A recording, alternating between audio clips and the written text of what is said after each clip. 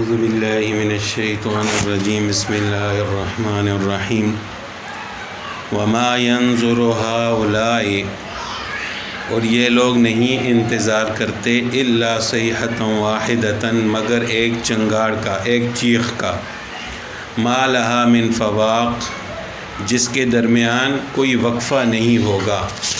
فواق کہتے ہیں کہ جانور کا دودھ ایک دفعہ جب نکالا جائے تو دوسری دفعہ نکالنے کے لیے جو وقفہ کیا جاتا ہے تاکہ دوبارہ اس کے تھنوں میں دودھ آ جائے، اس وقفے کو فواق کہا جاتا ہے۔ یہاں پر مطلقاً وقفہ مراد ہے اور اس صیحۃ واحدۃ سے مراد سور پھونکنا ہے، یعنی یہ اب قیامت کا انتظار کر رہے ہیں اور جب سور پھونکا جائے گا تو اس کے درمیان کوئی وقفہ نہیں ہوگا کہ یہ توبہ کر لیں یا سفارش کروا لیں یا تھوڑا سا دم لے لیں، بلکہ بغیر وقفے کے سور پھونکا جائے گا۔ وقالو اور یہ کہتے ہیں ربنا اے ہمارے رب عجل لنا قطنا جلدی دے ہمارا حصہ قبل یوم الحساب حساب کے دن سے پہلے۔ قطنا قطن اصل میں اس دستاویز کو کہتے ہیں جس کے ذریعے کسی کو انعام دینے کا وعدہ کیا گیا ہو، تو یہاں پر یہ لفظ مطلقاً حصہ کے معنی میں استعمال ہوا ہے۔ مطلب یہ ہے کہ یہ آخرت کی جزا اور سزا سے کچھ کہتے ہیں کہ کچھ ہمیں حصہ ملنا چاہیے اور قیامت سے پہلے ہی ہمیں وہ جزا اور سزا کا حصہ دے دیں۔ اصبر علی ما یقولون اے نبی صلی اللہ علیہ وسلم صبر کیجئے جو کچھ وہ کہتے ہیں اس پر، وذکر اور یاد کیجئے عبدنا ہمارے بندے داود علیہ السلام کو ذل اید جو کہ قوت والے تھے، انہ اواب بے شک وہ رجوع کرنے والے تھے۔ یعنی آپ صلی اللہ علیہ وسلم کو تسلی دی گئی ہے کہ یہ جو کچھ کہتے ہیں ان کو کہنے دیجئے اور ان کی باتوں پر صبر کیجئے۔ اور پھر اللہ تعالیٰ نے انبیاء علیہ السلام میں سے چند انبیاء کا آگے ذکر فرمایا۔ سب سے پہلے حضرت داود علیہ السلام کا واقعہ کہ تاکہ اس سے آپ صلی اللہ علیہ وسلم کو تسلی ملے، تو حضرت داود علیہ السلام کے بارے میں اللہ تعالیٰ نے فرمایا کہ ذل اید وہ قوت والے تھے۔ اس قوت سے مراد عبادت میں قوت ہے، یعنی وہ بڑی ہمت اور قوت کے ساتھ عبادت فرماتے تھے۔ اسی وجہ سے آگے فرمایا کہ انہ اواب بے شک وہ رجوع کرنے والے تھے، یعنی اللہ تعالیٰ کی طرف رجوع کرنے والے تھے۔ اور روایت میں آتا ہے، حدیث شریف میں آتا ہے کہ آپ صلی اللہ علیہ وسلم نے فرمایا کہ اللہ تعالیٰ کے نزدیک سب سے پسندیدہ نماز داود علیہ السلام کی نماز ہے اور سب سے پسندیدہ روزہ حضرت داود علیہ السلام کا روزہ ہے۔ یعنی حضرت داود علیہ السلام آدھی رات سوتے تھے، پھر ایک تہائی رات عبادت کرتے، پھر رات کے چھٹے حصے میں سو جاتے، اور روزہ اس طرح رکھتے تھے کہ ایک دن روزہ رکھتے تھے، ایک دن افطار فرماتے تھے۔ یعنی نماز میں اپنے جسم کے آرام کا بھی خیال رکھتے تھے، یعنی سوتے بھی تھے اور اللہ کی عبادت بھی رات کو کرتے تھے، اور اسی طرح ایک دن روزہ رکھتے تھے اور ایک دن نہیں رکھتے تھے۔ مسلسل روزہ رکھنے میں انسان کی عادت پڑ جاتی ہے، لیکن ایک دن روزہ رکھنا اور ایک دن نہ رکھنا اس میں مشقت ہے۔ تو روزہ جس دن نہیں رکھتے تھے اس دن وہ دوسرے کام کرتے تھے، اپنے گھر والوں کے حقوق ادا کرتے تھے، اور جس دن روزہ رکھتے تھے اللہ تعالیٰ کی طرف رجوع فرماتے تھے۔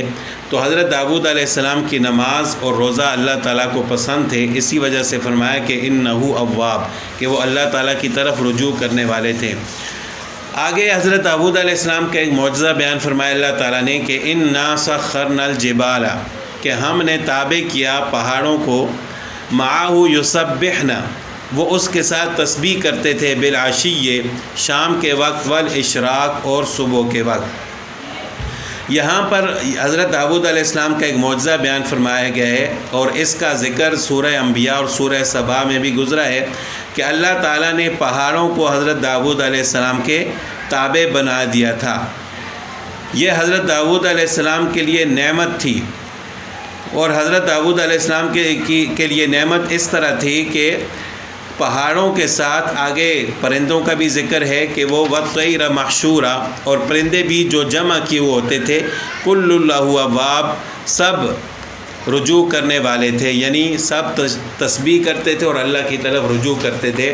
تو جب پہاڑ اور پرندے بھی حضرت داؤد علیہ السلام کے ساتھ مل کر اللہ کی تسبیح کرتے تھے، تو اس طرح حضرت داؤد علیہ السلام کی عبادت میں ایک نشاط اور تازگی اور ہمت پیدا ہو جاتی تھی۔ تو یہ بھی حضرت داؤد علیہ السلام کے لیے ایک نعمت تھی۔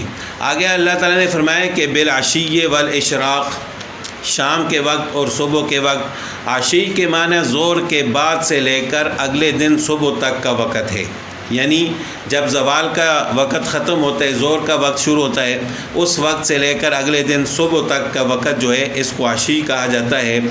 اور صبح کا جو وقت ہوتا ہے جس وقت سورج نکل کر پھیل جاتا ہے، روشنی پھیل جاتی ہے، اس کو اشراق کہا جاتا ہے۔ تو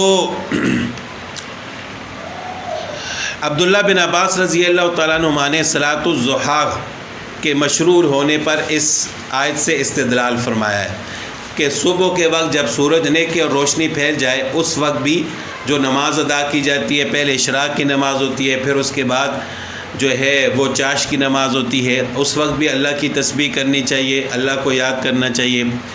صلاۃ الضحیٰ 2 سے لے کر 12 رکعتیں ہوتی ہیں، اور اس کی بڑی فضیلت بیان کی گئی۔ حضرت ابو ہریرہ رضی اللہ تعالیٰ عنہ سے روایت ہے، آپ صلی اللہ علیہ وسلم نے فرمایا، جو شخص صلاۃ الضحیٰ کی 2 رکعتیں پابندی کے ساتھ ادا کر لے، اس کے گناہ بخش دیے جاتے ہیں، خواہ وہ سمندر کی جا کے برابر ہی کیوں نہ ہوں۔ تو بہرحال یہ بھی ایک فضیلت والی نفلی نماز ہے۔ وشددنا ملکہ، اور ہم نے قوت دی اس کو اس کی سلطنت میں، ملکہ بادشاہت میں، وآتینا الحکمت، اور ہم نے اس کو حکمت اور دانائی عطا فرمائی، وفصل الخطاب، اور فیصلہ کن بات کرنے کی، یعنی فیصلہ کن بات کرنے کا طریقہ اور ہمت عطا فرمائی۔ یہ بھی حضرت داؤد علیہ السلام کا ایک معجزہ ہے کہ اللہ تعالیٰ نے ان کو دانائی عطا فرمائی تھی اور ایسی تقریر عطا فرمائی تھی کہ وہ بہترین خطاب فرماتے تھے۔ وفصل الخطاب، ان کو بیان کرنے کی طاقت اللہ تعالیٰ نے اور قوت خطاب عطا فرمایا تھا۔ چنانچہ حضرت داؤد علیہ السلام کے بارے میں آتا ہے کہ وہ ایک بہترین خطیب تھے، اور خطبوں میں حمد و ثنا کے بعد لفظ اما بعد سب سے پہلے انہوں نے ہی کہنا شروع کیا تھا۔ تو بہرحال یہ بھی ایک حضرت داؤد علیہ السلام کا معجزہ تھا۔ وَهَلْ أَتَاكَ نَبَأُ الْخَصْمِ، اور پہنچی ہے تجھ کو جگڑنے والوں کی خبر، دعویٰ والوں کی خبر۔ استصور المحراب، جب وہ دیوار پھلانگ کر آئے، محرابہ عبادت خانے میں، یعنی 2 آدمی جو آپس میں جگڑ رہے تھے، دعویٰ کر رہے تھے ایک دوسرے پر، وہ حضرت داؤد علیہ السلام کے پاس فیصلہ کرانے کے لیے آئے، اور ان کے آنے کا طریقہ یہ تھا کہ وہ دیوار پھلانگ کر آئے عبادت خانے میں۔ اذ دخلوا علی داؤد، جب وہ گھس کر آئے حضرت داؤد علیہ السلام کے پاس، ففزع منہم، تو حضرت داؤد علیہ السلام ان سے گھبرا گئے۔ تو انبیاء علیہ السلام بھی بحیثیت انسان ان کو گھبراہٹ ہو سکتی ہے۔ قالوا لا تخف، وہ بولے کہ نہ گھبراؤ، خصمان بغا بعضنا علی بعض، ہم 2 جگڑنے والے ہیں، زیادتی کی ہے ہم میں سے ایک نے دوسرے پر، یعنی ایک آدمی نے یہ دعویٰ کیا کہ اس دوسرے نے میرے اوپر زیادتی کی ہے، فاحکم بیننا بالحق، سو فیصلہ کر دیجئے ہمارے درمیان انصاف کے ساتھ، ولا تشتت، اور زیادتی نہ کیجئے۔ تو یہ ان کا بات کرنے کا طریقہ بھی ایک ایسا تھا کہ جو بے ادبی والا تھا، گستاخانہ تھا، کہ وہ ایک حضرت داؤد علیہ السلام جو کہ جلیل القدر نبی تھے، ان کو آ کر کہہ رہے ہیں کہ انصاف کیجئے اور زیادتی نہ کیجئے۔ وَاهْدِنَا إِلَىٰ سَوَاءِ الصِّرَاطِ، اور ہمیں سیدھی راہ دکھا دیجئے۔ إِنَّ هَٰذَا أَخِي، اب اس شخص کا دعویٰ کیا تھا کہ یہ میرا بھائی ہے، لَهُ 99 ناجتاً، اس کے پاس 99 دمبیاں ہیں، وَلِيَ نَاجَةٌ وَاحِدَةٌ، اور میرے پاس ایک دمبی ہے۔ فقال اکفلنیہا، تو اس نے کہا ہے کہ وہ ایک دمبی بھی مجھے دے دو، یعنی ان 100 دمبیوں کے ساتھ اس کو ملا دو، میرے حوالے کر دو۔ وعزنی فی الخطاب، اور اس نے وہ زبردستی کرتا ہے مجھ سے بات کرنے میں، یعنی اس نے میرے ساتھ اس طرح بات کی ہے کہ گویا کہ وہ مجھ سے چھیننا چاہتا ہے، غصب کرنا چاہتا ہے، یہ میرے اوپر زیادتی کر رہا ہے۔ تو حضرت داؤد علیہ السلام نے اس کی بات سنی اور فرمایا کہ لقد ظلمک، اس نے تمہارے اوپر ظلم کیا ہے، ناانصافی کی ہے، بسؤال نعجتک الی نعجی، تیری دمبی ملانے کو اپنی دمبیوں میں، یعنی اس نے یہ جو کہا ہے کہ وہ ایک دمبی بھی مجھے دے دو، میں اپنی دمبیوں کے ساتھ اس کو ملا لوں، اس نے آپ کے ساتھ ظلم کیا ہے، ناانصافی کی ہے۔ وَإِنَّ كَثِيرًا مِّنَ الْخُلَطَاءِ، اور بہت سارے ایسے لوگ جو شریک ہوتے ہیں، یعنی کاروبار میں شریک ہوتے ہیں یا کسی معاملے میں شریک ہوتے ہیں، لَيَبْغِي بَعْضُهُمْ عَلَى بَعْضٍ، ان میں سے بعض پر زیادتی کرتے ہیں۔ تو عام طور پر ایسا ہوتا ہے کہ جو لوگ کسی معاملے میں شریک ہوں، کاروبار میں شریک ہوں، تو ایک دوسرے پر زیادتی ہو جاتی ہے۔ بعض اوقات لوگ جائز سمجھ کر کوئی کام کر رہے ہوتے ہیں لیکن حقیقت میں وہ گناہ ہوتا ہے، کیونکہ یہ معاملہ یہ اتنا خطرناک ہے۔ تو اللہ تعالیٰ نے فرمایا کہ اکثر خلطاء ایسے ہوتے ہیں جو شریک ہوتے ہیں، وہ دوسروں پر زیادتی کر لیتے ہیں، الا الذین آمنوا، مگر وہ لوگ زیادتی نہیں کرتے جو ایمان والے ہوتے ہیں اور وہ نیک اعمال کرتے ہیں۔ وقلیل ما ہم، اور ایسے لوگ بہت تھوڑے ہیں، یعنی وہ بہت تھوڑے ہیں کہ جو تقوی دار ہوتے ہیں، ایمان ان کا پختہ ہوتا ہے، وہ زیادتی سے اپنے آپ کو بچاتے ہیں۔ وظن داود، اور داود علیہ السلام نے سمجھ لیا کہ انما فتناہ، کہ ہم نے اسے آزمایا ہے۔ فاستغفر ربہ، تو اس نے اپنے رب سے استغفار کیا، وخر، اور جھکا، راکعا، اور گر پڑا جھکتے ہوئے، اناب، اور رجوع کرتے ہوئے، یعنی حضرت داود علیہ السلام جھکے اور انہوں نے اللہ کے ہاں سجدہ کیا۔ یہاں پر رکوع کا لفظ استعمال کیا گیا ہے اور یہ سجدے والی آیت ہے، یہاں پر سجدہ کرنا بھی واجب ہے۔ تو یہاں پر رکوع کا لفظ استعمال کیا گیا ہے، تو اس پر امام ابو حنیفہ رحمۃ اللہ علیہ نے اس سے یہ استدلال کیا ہے کہ اگر کوئی شخص نماز میں سجدے والی آیت تلاوت کرے اور رکوع میں سجدے کی نیت کر لے تو اس کا وہ سجدہ ادا ہو جائے گا، بشرطے کہ وہ رکوع میں نیت کر لے، اور دوسرا یہ کہ وہ آیت اس نے نماز میں ہی تلاوت کی ہو، نماز کے علاوہ تلاوت نہ کی ہو۔ اب یہاں پر یہ ہے کہ حضرت داود علیہ السلام نے یہ سمجھا کہ ہم نے اسے آزمایا ہے، تو اس نے اللہ تعالیٰ سے توبہ کی، استغفار کیا۔ فغفرنا لہ ذالک، تو ہم نے اسے معاف کر دیا، بخش دیا اس کو۔ وان لہ عندنا لزلفیٰ، اور اس کے لیے ہمارے ہاں ایک مرتبہ ہے، وحسن مآب، اور بہترین ٹھکانہ۔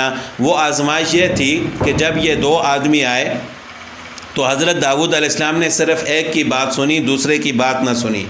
تو اس میں حضرت داود علیہ السلام کے لیے ایک آزمائش تھی کہ جس نے دعویٰ کیا اس کی بات تو سنی، لیکن جو مدعا علیہ تھا اس کی بات نہیں سنی۔ تو یہ ایک آزمائش تھی حضرت داود علیہ السلام کے لیے، تو جس پر انہوں نے بعد میں استغفار کیا۔ تو اللہ تعالیٰ فرماتے ہیں کہ ہم نے اس کی استغفار کو سنا اور اس کے گناہ کو، اس لغزش کو معاف فرما دیا۔ یا داود انا جعلناک خلیفۃ فی الارض، اے داود ہم نے آپ کو زمین میں نائب بنایا، یعنی آپ کو حکومت عطا فرمائی ہے۔ حضرت داود علیہ السلام وہ پیغمبر ہیں جن کو اللہ تعالیٰ نے سب سے پہلے دو نعمتیں عطا فرمائی ہیں، ایک نبوت والی اور ایک بادشاہت والی، یعنی دنیا کے اعتبار سے بھی بڑا عہدہ بادشاہت کا اور آخرت کے اعتبار سے بھی بڑا عہدہ نبوت کا۔